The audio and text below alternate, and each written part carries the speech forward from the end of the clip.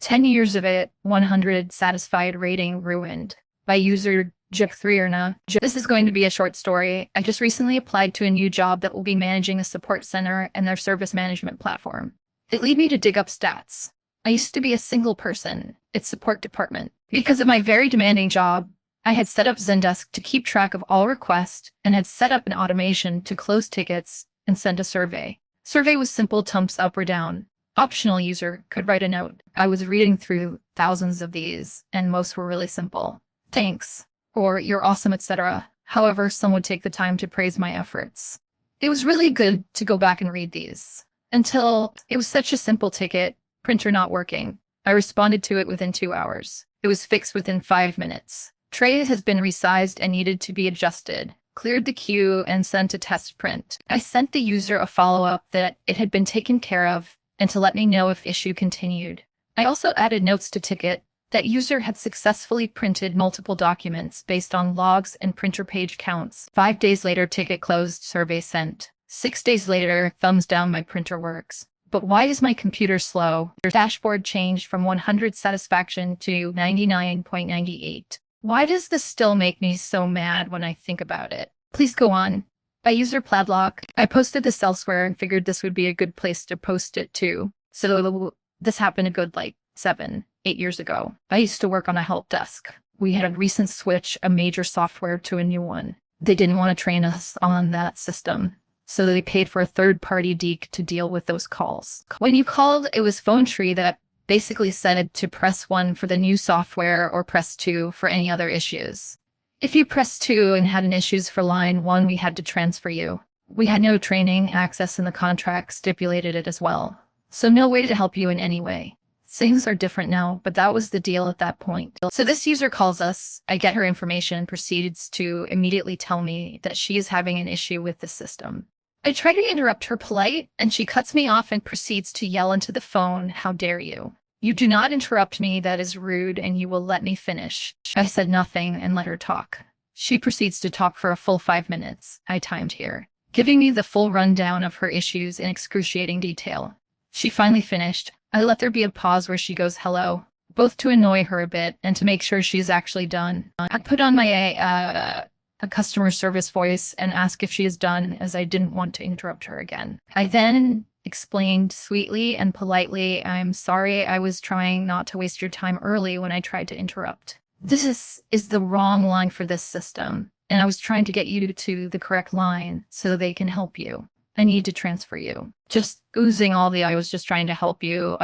There was no sound coming from the phone, but I could feel the red-hot rage and embarrassment coming through the phone as I transferred her to the correct line. Users can be bad. Management can be worse. By user Chevriel Freak, I do 80 of help desk stuff for our service. For reasons galore, our boss doesn't really seem to value the concept of help desk as much. Not even when a big chunk of tickets are from paying clients from important places. But I digress. We have weekly team meetings, but I have been absent from the past 2 because I've been delegated elsewhere in that time slot. I reviewed the meeting summaries that were sent out afterwards and saw nothing of note. Sans one bullet point at the very top. Worth noting, we don't use this inbox for receiving mail. To my knowledge at the time, this was just the address username we needed to log in as an admin at Nine External. So of course I knew the password because I've been using it for help desk stuff. And it was given to me just months ago by 2 other members of the team. So I assumed that was meant as a reminder for them to give it to the boss as well. Q Monday afternoon. Boss, do you have the password for email address? Me. Yeah, of course. Boss, they gave it to you already. Me. Yes. Months ago? Boss, what months ago? For this account? Me. Yes. Boss, this password? Reads out the password. Me. Frantically looking through password manager. No. That's not the password for this account. Boss, no, this is the password. They gave it to me today. Me. Who gave you the password? Boss. The external host guys, I asked them for it because we couldn't find it. Me. Oh, okay. So you reset the password? Boss. Yes. I guess they gave us a new password. Me. Okay, got it. Good thing you told me, otherwise I would have lost access to help desk stuff at external host. That could have been pretty bad, but I considered myself lucky to have gotten the info before I needed the account again. Saved the new password and called it a day after our meeting ended. because it was already late and Mondays on help desk are hell reincarnate sometimes. Tuesday, I get a single ticket about email notifications from our service not working. Rather common occurrence, as users can set up their notifications to be sent via different clients and addresses. And there's a billion settings on their side we're not responsible for. So I log in, check their settings, can't see anything wrong. Well, that's an easy escalation to the server guys to poke at our email stuff a bit, just to make sure it's all good on our end. We had an unrelated bug crisis later that same day, so by the time I finally signed off for the day, that email notification ticket was the last thing on my mind. Until this morning, at least. Lead dev, currently on vacation, mind you.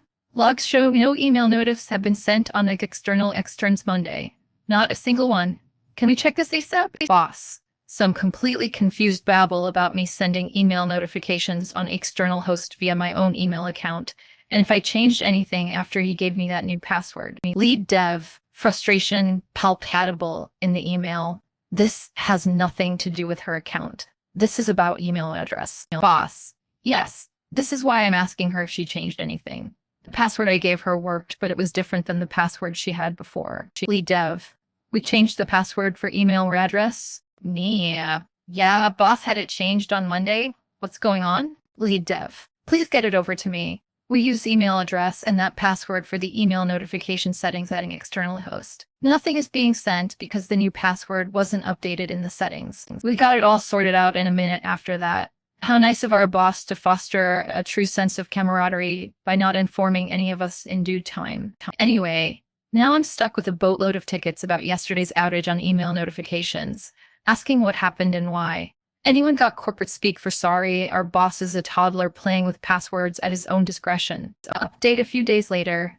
Turns out the boss was so particularly unconcerned about changing the password because he didn't think he changed the password. He thought saying we forgot the password. Please give us the password meant the turn it off. Turn it off. By user Triabolical. I used to work for a large Seattle-based software company in the mid-90s. We had decent machines, ECN workstations, error. One morning, I had to power cycle my main dev box, and when it started up, the CPU fan went into thermal runaway due to a motherboard issue. As it passed about 10,000 RPM, I hit the power button and called up of local C repair folks. The tech listened to my description and asked how fast the fan was running, and I said pretty fast. Can you read pro it for me? Sure, I can do that.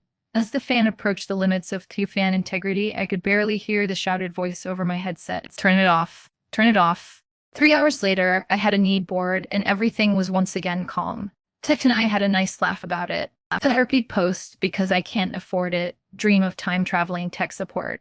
By user Cyberhazard. Not to bore you guys with my entire life story, but super quick Cliff's Notes gives background. Both of my parents passed when I was young, 9 and 12. I'm now 38. I've always loved electronics since I could hold something in my hand and wanted to know why, how they work, etc. It led me to get into computers and tech support, etc. later in life. My brain literally mashed together the current circumstances of me being a computer tech and life I currently have with my past all in one. Woke up feeling emotion. Don't like it. Don't usually happen. In my dream, I was on a call with my dad as tech support on the phone with him trying to fix our NES Nintendo. With him in our living room as 5-year-old me could be heard playing in the background. Even heard my mother speaking. It seemed so real, as if it actually happened. I even remember slightly one time my father on the phone with tech support trying to figure out an issue with the Nintendo. It was freaky, guys. So realistic it had me wake up bawling my eyes out. Have not really thought about my folks for a long time, so it kind of come out of left field. Thanks for letting me rate that out. It's cheaper than attempting therapy, which I couldn't afford anyway.